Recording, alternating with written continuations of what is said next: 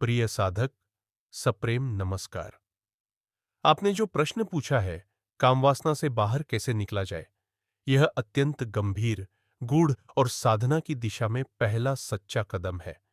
आपके भीतर यह जिज्ञासा जगी है, यही दर्शाता है कि आत्मा अब प्रकाश की ओर बढ़ना चाहती है। मैं आपको विभिन्न ग्रंथों और परंपराओं के अनुसार मार्गदर्शन देने का विनम्र प्रयास कर रहा हूं। एक, भगवद गीता के अनुसार श्री कृष्ण अर्जुन से कहते हैं कि काम एष क्रोध एष रजोगुण समुद्भव, यह काम रजोगुण से उत्पन्न होता है और आत्मा का शत्रु है।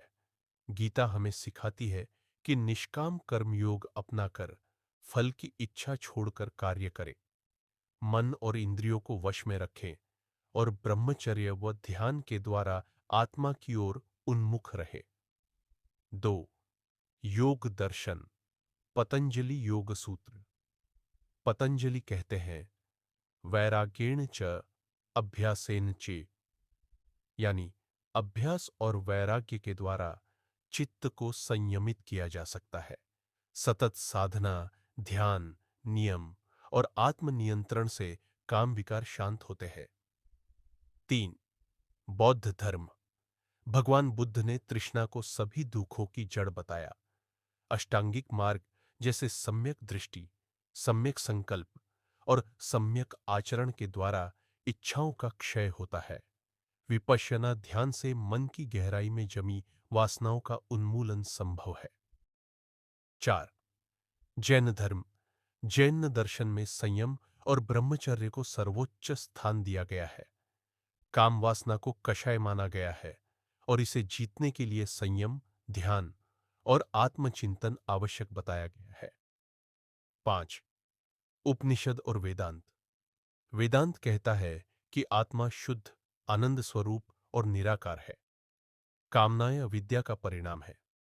जब आत्मा का साक्षात्कार होता है, तब सारी वासनाएं अपने आप समाप्त हो जाती हैं। अब कुछ व्यावहारिक बातें जो सभी साधकों के लिए उपयोगी हैं।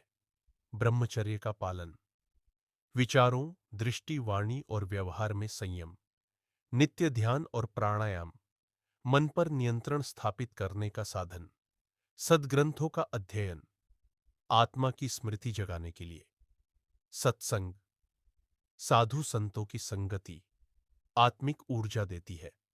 संगति से सावधानी, जो दृश्य, व्यक्ति या विचार काम को बढ़ाएं, उनसे दूरी। प्रिय साधक, यह मार्ग सरल नहीं, परंतु संभव अवश्य है। हर बार जब काम विकार उठे, उसे पहचानिए, उसे देखिए और उसे जाने दीजिए। उसे अपना मत बनाइए। आप साधना में लगें, संयम रखें और ईश्वर पर विश्वास बनाए रखें। धीरे धीरे ये वासनाएं जड़ खो देंगी।